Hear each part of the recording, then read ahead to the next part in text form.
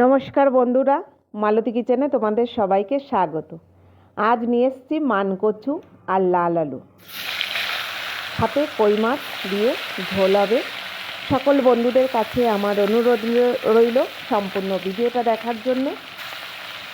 এখানে আমি কই মাছ নিয়েছি, আর এই লাল আলুটা খুব ছোটোবেলায় মা দেখতাম নিয়ে আসতো, বলতো যে একটু সেদ্ধ খাবো, বেশ আঠলো আঠলো একটু ভাব থাকে, তাই তো আমরা খুব একটা পাই না। এবছর দেখছি বাজারে মোটামুটি সব সবজিওয়ালাদের কাছে এই লাল আলুটা দেখা যাচ্ছে, তো ভাবলাম নিয়ে যাই 1 কিলো। এই দেখো লাল আলুটা দেখো, ভাবলাম যে সেদ্ধ খাবো নিরামিষের দিন, তা আবার আলু সেদ্ধ ভাত খেতে গেলে একটু গরম গরম খেতে হয়, সে সৌভাগ্য আর হয় না। তাই অবশেষে এই কচু দিয়ে, মানকচু দিয়ে আর এই লাল আলু দিয়ে কই মাছ দিয়ে ঝোল বানাবো। তো কচুটাকে আমি কেটে নিচ্ছি। কচুটা আমাদের বাড়ির কচু, বড় বড় করেই দিই। আর এই কচুটা এত টেস্ট, মানে খুব সুন্দর, গলা চুলকায় না। আমার বর বলে এগুলো নাকি কাঁচাও খাওয়া যায়, মানে ও আর কি বলে, তা কাঁচা তো আমরা খাই, কচু বাটা যখন আমরা খাই সেটা তো কাঁচাই হয়। বেশ গোল গোল করে কেটে নিচ্ছি। আর কাটাটা যদি ভালো হয় রান্নাটাও ভালো হয়, আর রান্না ভালো হলে খেতেও ভালো হবে। ঠিক একভাবেই আমি কচুগুলো বেশ গোল গোল করে ডুমো ডুমো করে কেটে নিচ্ছি, আর একটু বড় বড় করে কেটে নিচ্ছি। আর আলু দেখো, এই একটা আলু দিলেই হয়ে যাবে, দুটো আর লাগবে না। আমি দুটো নিয়েছিলাম, কিন্তু কচুর পরিমাণটা একটু বেশি হয়ে গেছে, তার জন্য আমি একটা আলু নিয়েছি। আলুটাও সেম গোল গোল করে আমি কেটে নেব।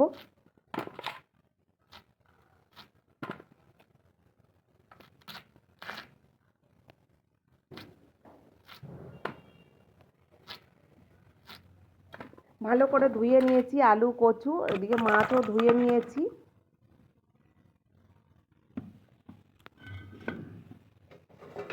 আমি একটু গরম জল বসিয়ে দেব।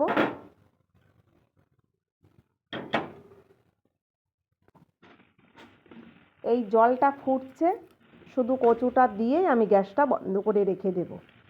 কারণ এই যে কচুর একটা বেশ কষ ভাব, বা অনেক কচুতে একটু লোদ লোদ করে, এই গরম জল দিলেই কিন্তু লোদ লোদ ভাবটা কমে যাবে। তবে আমাদের কচু লোদ লোদ না, বেশ চচ্চর, কাটার সময় চচ্চর করতে থাকে। মাছে নুন হলুদ দিয়ে ভালো করে ঝাঁকিয়ে নিচ্ছি, যাতে আমার হাত না দিতে হয়, যেহেতু ঠান্ডা আছে। আর এখানে আমি একটু জিরে কাঠখোলা একটু নেড়ে নিচ্ছি, হালকা করে একটু ভেজে নেব, যাতে পুড়ে না যায়, ঠিক সেইভাবে আমি ভেজে নেব।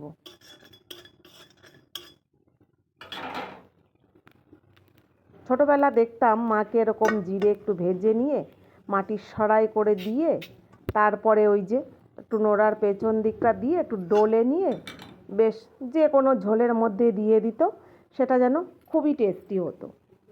আমিও একটু সেইভাবে নিলাম। কড়াইতে সর্ষের তেল দিয়ে দিয়েছি, আর এখানে কই মাছও দিয়ে দিয়েছি। এই ঘরে ঘুমাচ্ছে।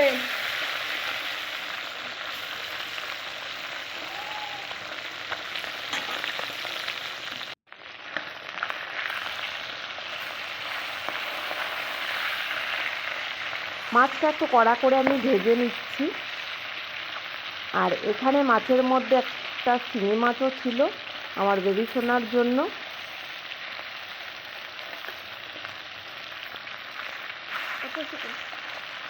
তো মাছগুলো ভাজা হয়ে গেছে, এবার আমি সমস্ত মাছগুলো তুলে নেব।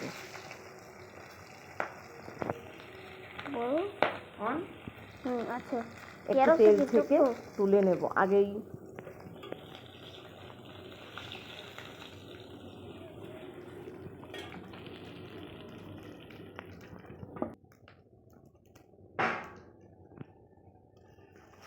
এখানে জিরে তেজপাতা আমি ফোড়ন দিয়েছি, তোমাদের দেখানো হয়নি।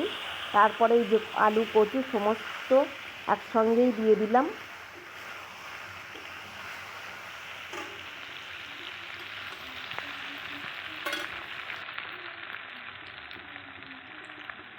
এখানে হলুদ দিয়ে দিলাম আর লবণ দিয়ে দিলাম। আর আমি এখানে সামান্য একটু জিরে, একটু লঙ্কা বেটে নিয়েছি, খুব অল্প, খুব যে একগাদা মশলা তা নয়, হালকা মশলা, অল্প মশলা তো তাই আমি শিলে বেটে নিয়েছি। যেহেতু বেশি মশলা হলে আমি মিক্সচার মেশিন ব্যবহার করতাম। আর এখানে একটু লঙ্কার গুঁড়ো দিয়ে দিচ্ছি, যেহেতু কচুতে একটু ঝাল ঝাল হলে ভালো লাগবে। আর কয়েকটা কাঁচা লঙ্কা চিড়ে দিয়ে দিয়েছি।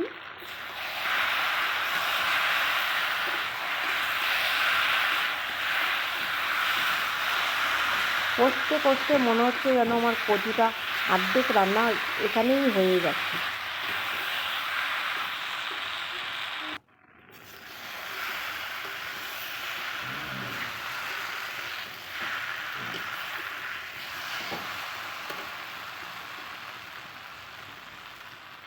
এবার আমি জল দিয়ে দিচ্ছি। জলের পরিমাণটা আমি একটু বেশি দিলাম, কারণ কচুতে ভীষণ জল টেনে নেয়, তার জন্য একটু ঝোল ঝোল রাখছি।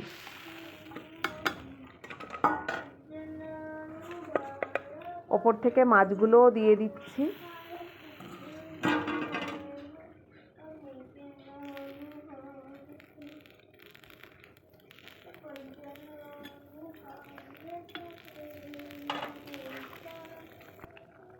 একটু নেড়ে দিচ্ছি।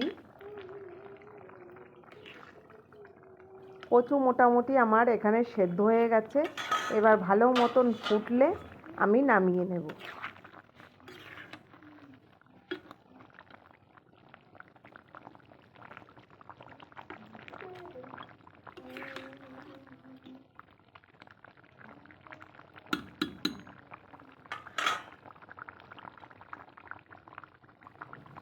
এই যে ওপর থেকে এবার এই যে ভাজা জিরের গুঁড়িটা আমি দিয়ে দিলাম।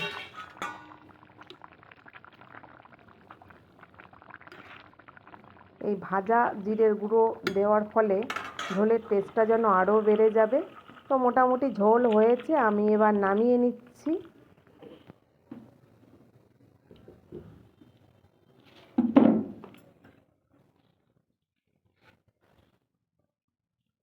দেখো বন্ধুরা, নামিয়ে নিলাম ওই কচু দিয়ে ঝোল।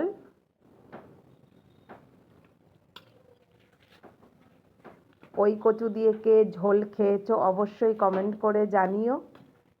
আর ভিডিওটা ভালো লাগলে লাইক, কমেন্ট, শেয়ার, সাবস্ক্রাইব করে পাশে থেকো। দেখা হবে পরের ভিডিওতে। ভালো থাকো, সুস্থ থাকো, ধন্যবাদ। বাড়ির কচু আর কই মাছ, আর সাথে এক পিস মাগুর মাছ ছিল আমার বেবি সোনার জন্য, সেটা দিয়ে ঝোল বানিয়েছি। দেখো কেমন হয়েছে, কত সুন্দর লাগছে, এত সুন্দর একটা সেন্ট বেরোচ্ছে, কি বলবো তোমাদের, যেহেতু ওই যে ভাজা জিরেটা দিয়েছি সেই জন্য। আর ভিডিওটা ভালো লাগলে লাইক, কমেন্ট, শেয়ার, সাবস্ক্রাইব করে দিও। দেখা হবে পরের ভিডিওতে। ভালো থাকো, সুস্থ থাকো, ধন্যবাদ।